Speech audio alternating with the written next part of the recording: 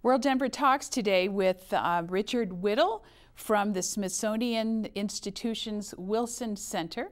He is an expert on drones. So why don't we start with what goes on locally here. U.S. Congress has told the FAA to open the skies to commercial drones by 2015. That means, according to what I've read, there could be as many as 30,000 airborne cameras or transports or robotic devices up there in the sky. The FAA has already authorized 100 different agencies to begin using civilian drones. Here in Colorado, the Mesa County Police Department is already using them extensively. And what controls do you think the public should be asking their local and state and national representatives to put in place? Yeah, well, that's an excellent question, and I think it's going to take some debate. I think, for starters, it won't happen. The skies won't become that crowded that fast. 30,000 is the figure that the FAA is estimating within the next 20 years. To do this safely, the FAA has already said that drone manufacturers, drone users, will have to meet what's in current law, current regulation, the cornerstone of air safety, which is called the see and avoid standard. The pilot has to be able to see and avoid other aircraft. Now, drones don't have a pilot in them, and the people who are flying them from the ground often can't see their own aircraft, much less others. In fact, they usually can't see their own aircraft. They know where they are because they have instrument readings, they have video screens, etc. So to make it safe to fly them, generally in the National Airspace System, they're going to have to develop what's called sense and avoid technology. And this will be a combination of radar and electronic communication that will, and software programming that goes into the flight control computer of the drone and the flight control computers of other aircraft that will allow the operator of a drone to know when other aircraft are getting into areas, or when his drone is getting into areas that may no longer give him safe separation from other aircraft. It also may depend on the FAA instituting a new air traffic control system that's based on GPS technology called NextGen. And I think that that's not expected to actually be functional until around 2025. What is Congress's impetus to do this? What do they see as the benefit of why would they have said open the skies by 2015? We could be looking at, by some estimates, an $80 billion industry at some point between people making drones, selling them, operating them, doing research and development on them. So it could be an economic boon, and that was attractive, I think, to a lot of members of Congress. Is there a global race? I was on BBC researching this, and I found a clip of one of their newscasts talking about how they thought this was an industry in which Britain could be competitive. So is there kind of a global drone race, like a global arms race? Certainly other countries are interested in developing their own drones, and the technology is proliferating. There's a great deal of pressure coming from industry now for the United States government to ease its export restrictions, to allow companies to sell drones to other countries. Israel actually was creating and flying drones before the United States. Russia is working on them, China is working on them, Iran is working on them.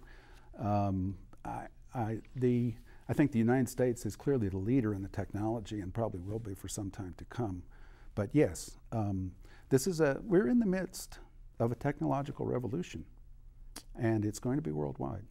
And I think it was in one of the things that you wrote that you said it was probably the biggest innovation since the atomic bomb. Does that sound familiar? Well, I get people debate me on that, but I think that that it is the most important military technology, perhaps since the atomic bomb, certainly since the intercontinental ballistic missile.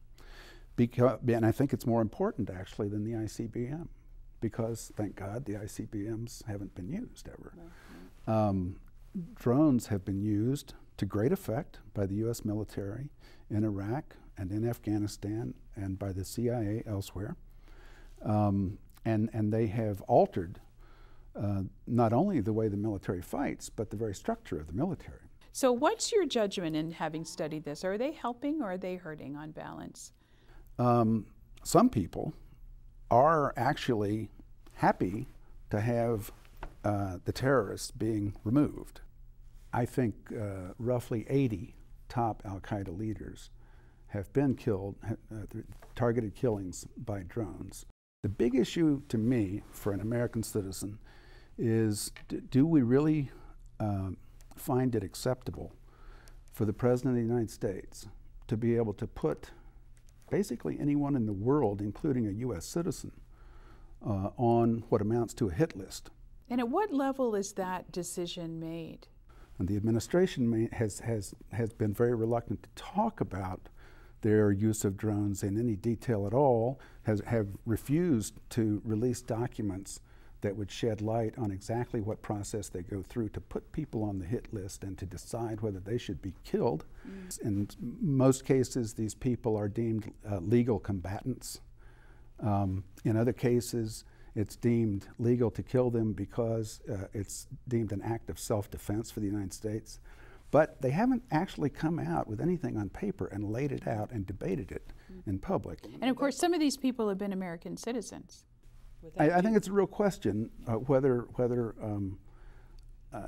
it's constitutional even for this to be done in this fashion. Well, let's put the shoe on the other foot. If we can send drones with missiles to other countries, what's to say they can't send them here? I don't think that the threat is as large as it might seem, partly because the United States is able to operate drones in countries on the other side of the world only because some very clever communications specialists in the U.S. Air Force figured out how to operate them by satellite. And this happened shortly before the war with Afghanistan began. I don't think it's that easy to do it.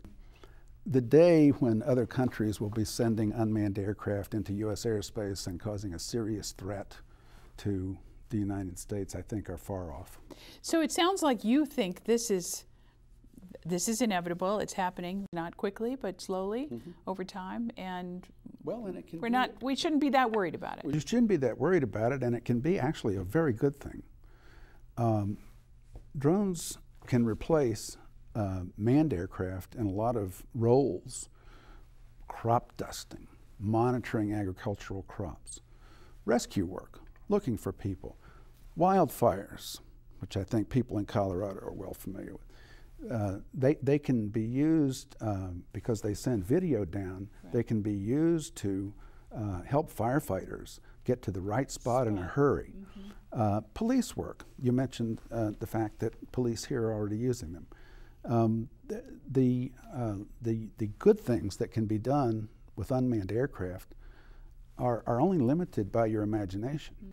But one day they may be used, and you touched on it in your introduction, to carry cargo.